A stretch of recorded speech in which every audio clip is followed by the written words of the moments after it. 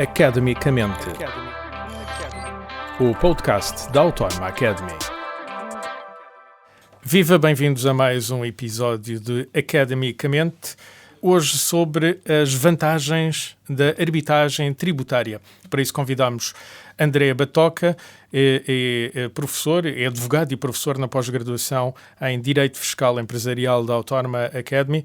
Viva, André, bem-vindo a este episódio.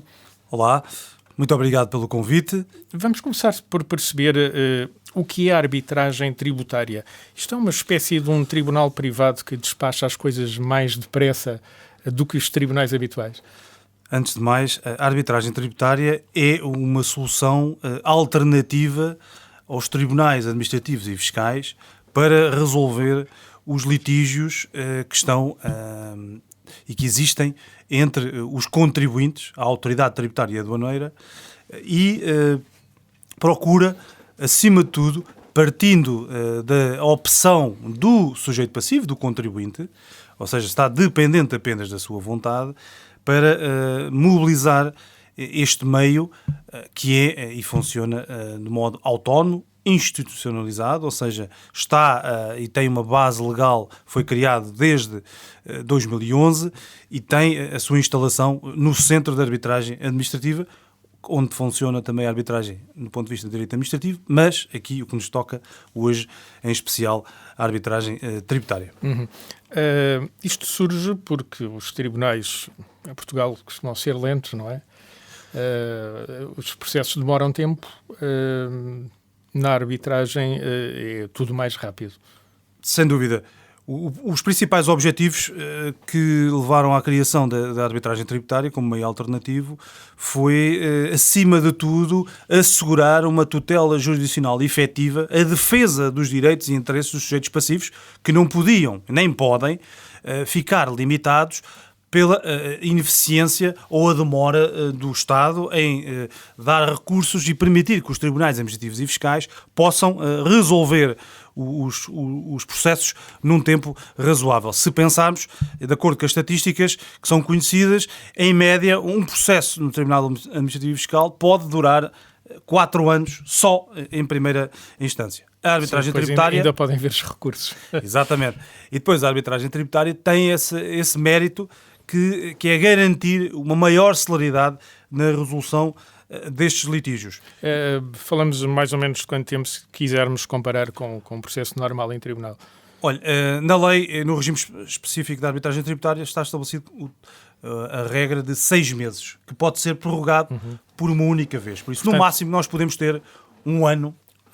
É um processo mais rápido que o processo de um tribunal regular. Eu diria que é uma velocidade da luz, se me permite, comparado com o que temos atualmente. Isto é fundamental, eu presumo que isto seja fundamental para a vida das empresas que não podem estar 4 anos à espera de uma decisão.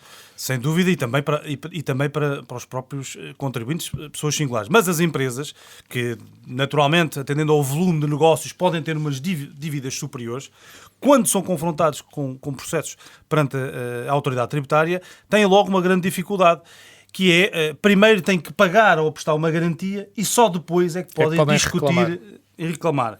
O que é que sucede? Esta celeridade vai permitir que, num ano, se tenha, no máximo, o processo resolvido no centro de arbitragem e com a diminuição de todos os custos inerentes ao que as empresas podem ter.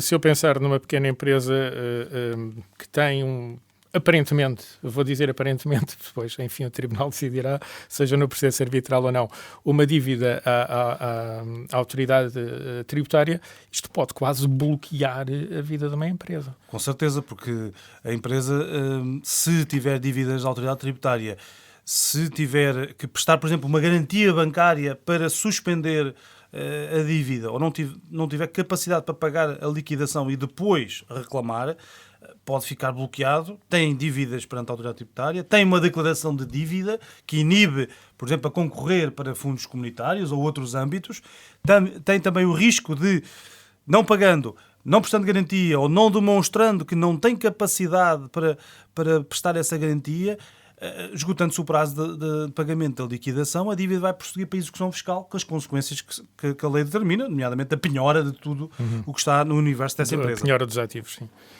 para entrar num processo destes, as duas partes têm que estar de acordo, por norma.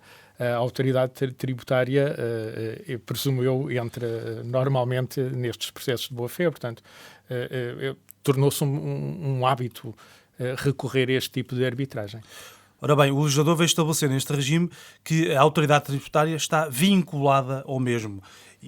Ou seja, não tem a opção de recusar. De recusar, sim. Apenas está determinado um âmbito específico da arbitragem. Nós não podemos recorrer à arbitragem, por exemplo, para nos opormos perante execuções fiscais. Apenas estão em causa liquidações de impostos, atos que estejam equiparados a essas liquidações, e só esses é que podem ser objeto podem ser resolvidos em arbitragem. Na arbitragem, e que a autoridade tributária está vinculada ao contribuinte, apresentando o pedido de pronúncia arbitral através dos meios eletrónicos no portal que está criado especificamente no centro de arbitragem.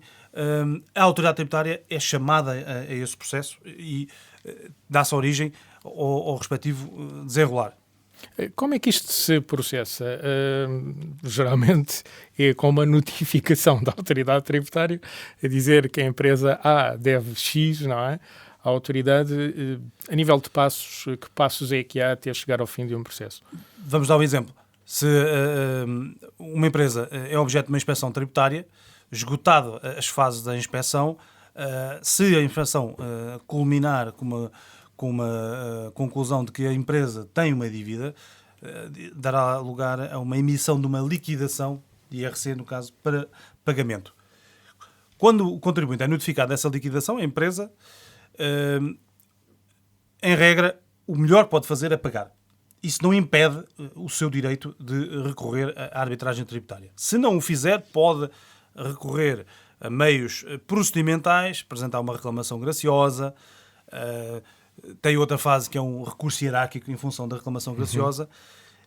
E perante cada esta fase, esgotada cada fase, pode, se assim entender, seguir duas vias. Ou vai para o Tribunal Administrativo e Fiscal, faz uma impugnação judicial, ou vai para o centro de arbitragem. Com algumas limitações no centro de arbitragem, porque, por exemplo, não admite litígios com um valor superior a 10 milhões de euros e também não e nem permite que sejam discutidas taxas, tributos municipais e locais e outras contribuições especiais. Mas estamos a falar apenas de uma liquidação. Mas vamos recordar então o que é que pode ser tratado dentro do âmbito da arbitragem. Nós temos esses atos de determinação da matéria tributável, atos de fixação de valores patrimoniais e todas estas liquidações, como lhe disse, IRS, IRC, IMT, todos estes pontos, imposto de selo, que podem ser objeto de discussão. O que é que nós impugnamos? Nós impugnamos essas liquidações. A liquidação dá origem a um montante a pagar, ou até pode não dar, pode calcular e dar origem a prejuízos, e nós discordamos, até do ponto de vista fiscal, discordamos dessa conclusão. O que é que nós fazemos? O ponto inicial da arbitragem será o pedido de pronúncia arbitral para a anulação dessa liquidação. Em termos operativos, o que é que a lei dispõe?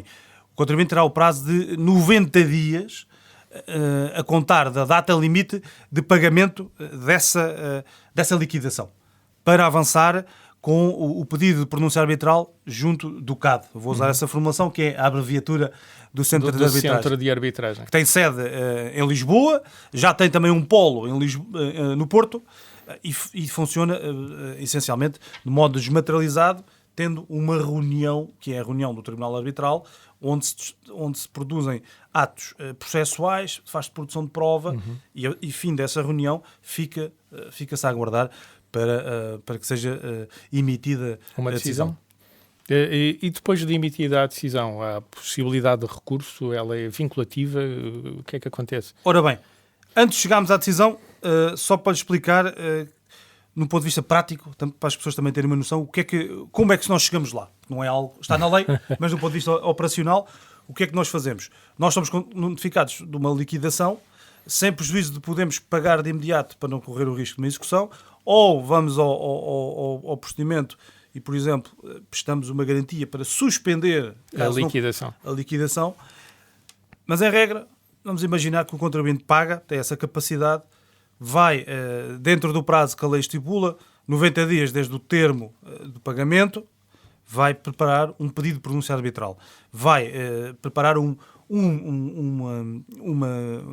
petição, onde, com base nos factos e no direito, acrescentando essa liquidação e os meios de prova que estão ao seu dispor, vai submeter eletronicamente no sistema que está criado através de mandatário, necessariamente tem que ter um mandatário legal, sim. Um advogado, para, através desse portal, submeter junto do CAD. Mas aqui o facto de ser um processo eletrónico, presumo que facilite imenso a vida do litigante, não é? Da empresa, neste muito, caso. Porque tudo se vai tramitar de modo muito célere e desmaterializado.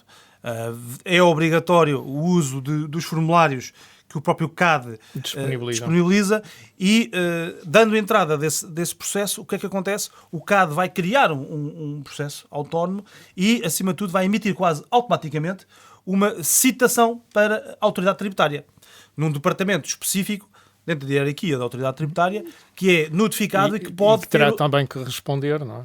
Tem duas vertentes que a lei permite. Ainda assim, a autoridade tributária vai ter o prazo de 30 dias para poder anular essa liquidação. Se for tão manifesto ou discordar... Se for um erro, por exemplo. Um erro, por exemplo, objetivo, pode anular. Não anulando, continuando o processo, nós vamos ter o prazo também para a AT apresentar uma contestação. Segue-se uma fase em que vamos ter uma reunião do Tribunal Arbitral, onde se fazem os atos processuais e se ouvem as testemunhas, e, acima de tudo, ficará o processo em stand-by, à espera da decisão que pode ser proferida.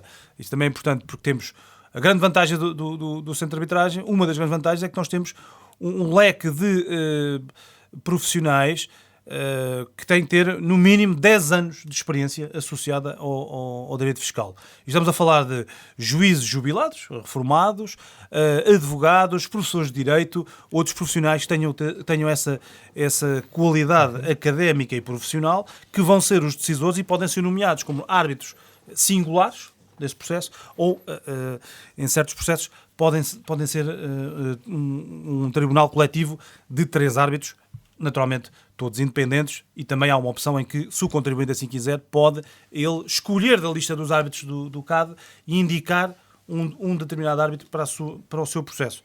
E a AT também terá essa faculdade para indicar esse árbitro. E o CAD nomeia um árbitro-presidente. Claro está, volto a frisar, há uma independência total dos árbitros, porque não há aqui uma vinculação do árbitro sendo indicado pelo contribuinte, claro. Não terá que decidir a seu favor. E posto isto, depois da decisão, ainda há hipótese de recurso? Exatamente. As hipóteses de recurso no CAD são mais limitadas do que nos tribunais administrativos e fiscais. Porquê? O legislador vai estabelecer uma regra. Em regra, a decisão é irrecorrível. Só é permitido o recurso em 2 situações. Quando há uma violação... ou uma invocação, há uma violação da Constituição e há uma invocação dentro do processo da violação de uma norma da Constituição, uma questão de inconstitucionalidade, nós podemos recorrer para o Tribunal Constitucional, também podemos recorrer para o Supremo Tribunal Administrativo quando há uma oposição entre uma decisão proferida no CAD, com uma decisão também do CAD, ou com um acórdão superior do Tribunal Central Administrativo, que é a segunda instância, ou por parte do Supremo. Isso quer dizer que um recurso para o Supremo Tribunal Administrativo terá que ser muito bem fundamentado e em casos bastante específicos. Muito específicos. Também pode haver uma impugnação para o Tribunal Central Administrativo, mas aí quase diria que em erros manifestos, e é uma impugnação em que não se cumprem determinados requisitos. Se o processo estiver ferido de alguma... Sim, falta de fundamentação de facto e direito, o árbitro não fez, oposição entre os fundamentos com a decisão, erros que eu diria quase manifestos e que, na minha experiência, são muito residuais e que levam a que o CAD, em regra, decide rapidamente, decide bem. Claro está, também há hipóteses de recurso, mas são hipóteses mais limitadas. Mais limitadas, como acabou de explicar. Fica com uma curiosidade. No começo da nossa conversa, André, eu disse que é advogado, mas é também professor uma pós-graduação em Direito Fiscal Empresarial, quem é que procura este tipo de pós-graduação? Olha, antes de mais, os próprios advogados. Já tive alunos que são advogados que procuram não só especializar-se neste tipo de conhecimentos associados a esta pós-graduação, que tem uma vertente que cruza muito com o direito empresarial e também, acima de tudo, com o direito fiscal, porque quem está no âmbito empresarial tem que dominar, diria que, duas áreas, corporate e o direito das sociedades, e também a parte da fiscalidade. A parte da fiscalidade, porque é inerente. Todas as operações têm uma contingência fiscal. Todos os atos que a empresa e os respectivos sócios ou administradores praticam têm o seu lado fiscal. Sim. Tem o seu lado fiscal. Seja os advogados, seja alunos e também muitos profissionais, contabilistas certificados, revisores oficiais de contas, um universo de profissionais que procuram aqui um conhecimento e que a Autónoma, através dessa pós-graduação, de modo muito focado, com matérias estanques, mas que faz aqui um panorama global que permite qualquer profissional que beneficie desta pós-graduação tenha uma visão transversal do que uma empresa necessita e, acima de tudo, como estar do ponto de vista na atuação perante a autoridade tributária, perante a segurança social e perante também o universo das outras empresas, porque na relação de comércio que é feita tem que necessariamente estar salvaguardado com respeito pelas leis e pelas normas. André, muito obrigado pelo tempo que pôde despender para nos vir aqui explicar quais são as vantagens do processo arbitral, aqui especificamente para o direito fiscal. Presumo que alguns empresários possam não conhecer, de facto, estes mecanismos e é interessante saber que há formas mais rápidas, mais céleres de litigar, de resolver conflitos que existam entre as empresas e a autoridade tributária. Muito obrigado pelo tempo que pôde despender a trazer-nos estes esclarecimentos. Eu é que agradeço o convite. Muito obrigado. Academicamente. Este programa foi gravado nos estúdios da Universidade Autónoma de Lisboa.